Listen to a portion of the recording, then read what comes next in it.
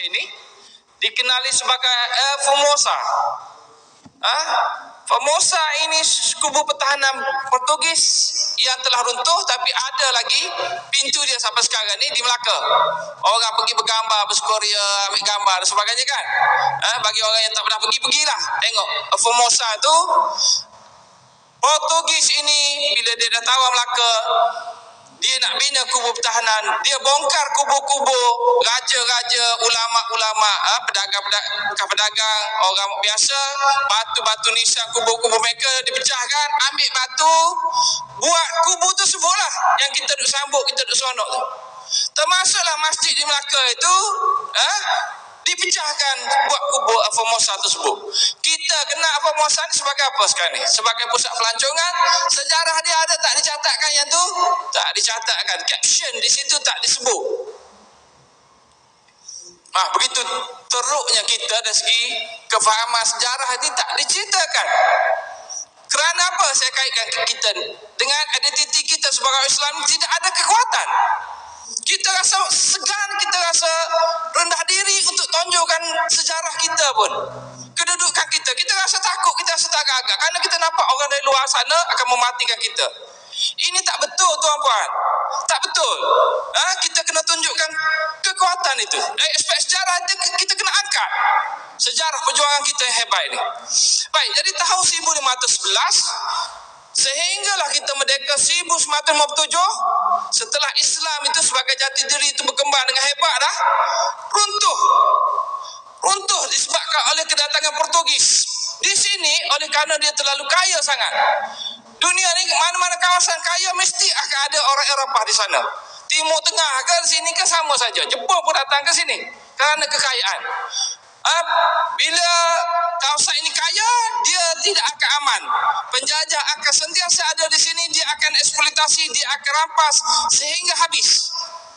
Maka tahun 1511 hingga 1957 berganti-ganti penjajah datang ke sini. Lepas Portugis, sebelum Portugis ada dah kerajaan Chola pernah serang Semenanjung ni.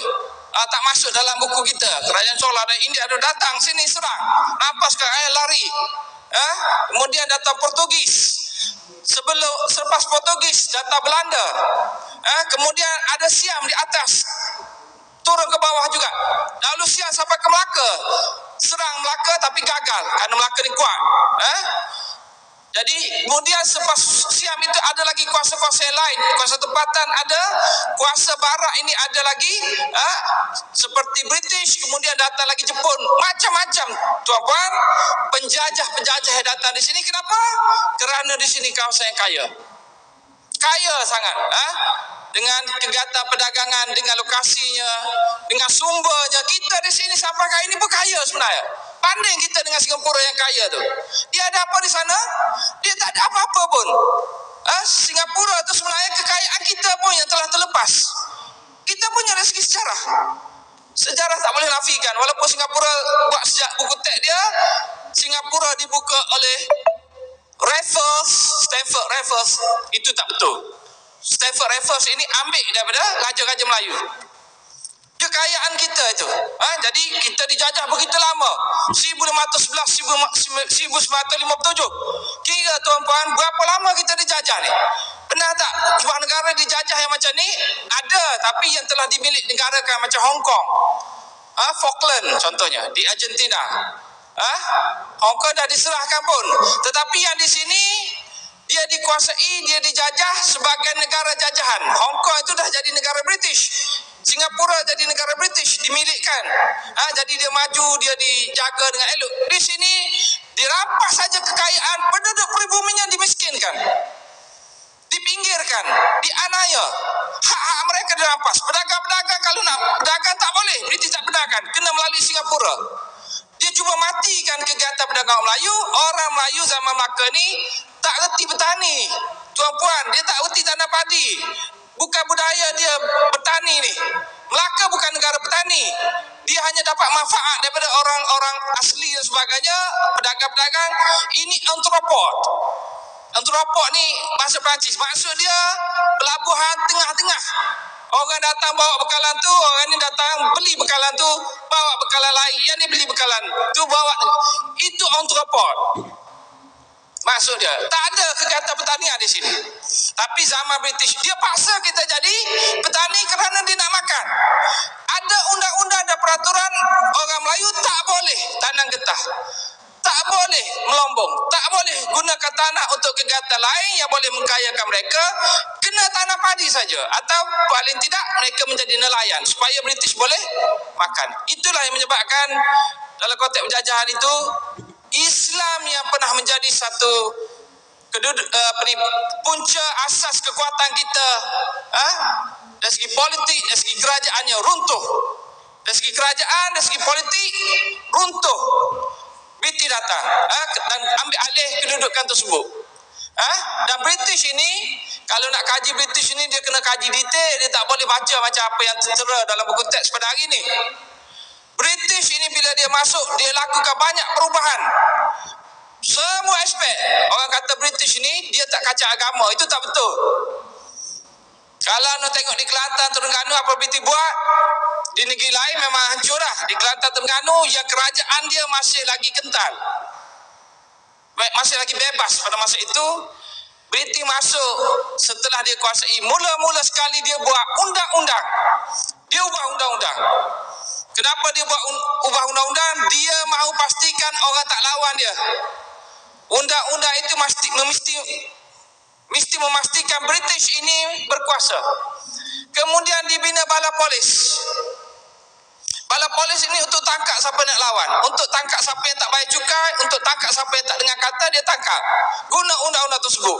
Kemudian dia bawa hakim-hakim dari luar untuk jadi hakim-hakim bicara kes-kes yang menyebabkan orang tempatan ini dihukum secara tidak adil. Tapi yang paling, dan kemudian dia bina pejabat tanah khas untuk merampas tanah-tanah yang ada ni. Dahulu tanah ini, zaman pemerintah Islam, tanah ni bebas. Orang Islam boleh saja bertanam. Bila mereka bertanam, ada punca pendapatan, barulah kerajaan-kerajaan kenakan cukai. British ni tidak, tuan-puan. Dia datang, dia kenakan pejabat tanah. Tanah milik kerajaan, tanah milik British. Siapa yang nak tanah kena daftar, kena bayar cukai tanah. Kalau tanah kelapa, kena bayar cukai tanah, kena bayar cukai kelapa.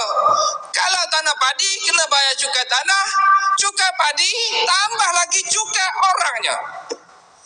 Punyalah jahat British ni. Sebab itulah, walaupun tak diterangkan dalam buku-buku kita, orang kampung memang teranaya bawah British. Sangat teruk. Mereka ini sampai kebuluran, tak cukup makan. British paksa bayar cukai. Dan prinsip British ini, cukai ni, kalau anak tanah padi tak menjadi tahun tu, bayar cukai juga. Tak boleh tak bayar. Kalau tak bayar, ada undang-undang, ada polis, ada mahkamah. Maka mereka ini ditangkap. Itulah yang berlaku kes Tok Janggut tu. Bukan kerana Tok Janggut ni ada kepentingan diri, bukan. Kerana di Pasir Putih tu, orang Melayu dan orang Islam itu paksa pergi menyamu rumah orang untuk hidup. Kegiatan jenayah bertambah. Orang yang mati kerana kebularan berlaku di Kelantan pada masa itu. Bila masuk dalam buku kita cerita Tok Janggut lawan British, kerana Tok Janggut nak pertahankan cukai, nak pertahankan jawatan dia. Ini kita belajar sejarah tentang diri kita, tentang sejarah kita, tentang kedudukan kita ni. Belajar macam ni, macam kita ni tidak berguna. Di Terengganu pun sama. Abdul Rahman Limbong ni ulama, belajar dari Mekah. Di sana Abdul Rahman Limbong ini telah bangkit untuk menentang undang-undang British ini. Dan akhirnya British menggunakan kekerasan untuk menghapuskan. British ini kalau lawan dia, memang dia gunakan cara kekerasan. Tak diceritakan juga ini tentang kekerasan dia. Tok Janggut ni ditangkap, ditembak, mati, mayat dia digantung upside down, kepala bawah, kaki ke atas, tunjuk pada semua orang ni. Lawan British macam ni. Semua tempat yang lawan British ini, raja-raja pun dia kadang-kadang dia pecat, dia buang daripada negara atau negeri tersebut, dibuang daerah. Raja Abdullah yang tak setuju dengan dia, bukan lawan sangat pun Raja Abdullah ni, tak setuju je, tak ikut kata dia buang sampai ke Pulau Seychelles. Seychelles ni tengah-tengah laut, dia buang. Dan raja-raja lain. Kadang-kala dia buang raja, kadang-kala dia lantik raja. Dia nakkan Singapura. Singapura itu bawah raja Tunku Abdul Rahman. Tunku Abdul Rahman, tak silap saya. Maaf kalau saya silap. Temenggu Rahman ke apa? Saya lupa nama ni. Tapi oleh kerana berada di bawah pengaruh Belanda sejak tahun 1944, dia pergi lantik seorang sultan lagi, nama dia Sultan Husin, Raja Husin, Sultan Husin. Lantik khas raja ni untuk saing saja serah Singapura, tu saja. Bila raja ni saing, dia buang raja ni. Dia paksa raja ni pergi, sampai istana dia pun dihancurkan. Raja ni mati di Melaka. British punya kerja ni. Cara dia dapatkan negeri-negeri dengan penipuan. Tapi apa yang saya nak jelaskan di sini ialah sejak daripada peristiwa Melaka itu, kuasa-kuasa penjajah ini tidak berhenti datang ke sini, yang menyebabkan Islam itu sukar untuk berkembang dengan luasnya sampai kita pada hari ini. Islam macam itulah. Seorang pengkaji, saya Nakib Al-Atas, dia kata, ataupun saya Usi Al-Atas, dia kata Islam di sini macam pokok yang segar tetapi tidak berbuah. Macam tu. Dia tidak menjadi hebat, dia tidak menjadi kental kerana proses penjajahan itu terlalu luas sangat, terlalu lama sangat. Baik. Jadi yang kedua saya nak ceritakan ialah dari sudut bagaimana Islam itu menjadi benteng yang akhirnya menyelamatkan kita daripada menjadi negara seperti Filipina contohnya. Spanyol datang ke Filipina, Kristian habis Filipina. Kristian. Di Indonesia lawan-lawan hebat, tetapi di Indonesia pun tak kental sekarang ni. Kita tak tahu nama apa sekarang ni. Di Indonesia budaya dia, dari segi agama dia macam tak kental. Dalam proses tersebut, kerana dia disatukan dalam bentuk yang akhirnya telah menyebabkan kedudukan orang Islam itu tidak begitu kuat.